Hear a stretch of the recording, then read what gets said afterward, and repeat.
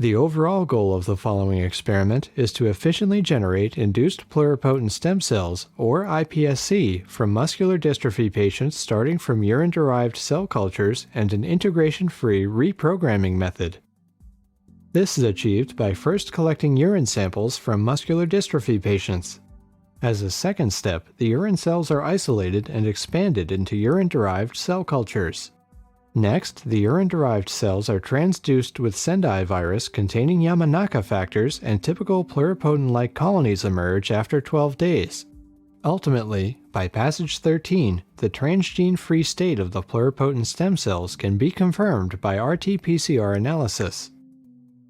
The main advantage of this technique over existing methods, like the reprogramming of isolated skin fibroblasts using lentiviral vectors, is that with this technique, the somatic cells can be obtained non-invasively from patients and used to efficiently generate the iPSCs using a zero-footprint method of viral reprogramming.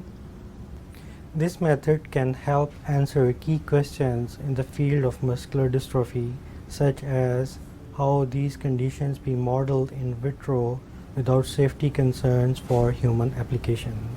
Demonstrating the procedures will be Mohammed Zishan Afzal, a postdoctoral fellow, Courtney Gastonguay, a technician, and Melanie Ryder, a graduate student, all three from my laboratory.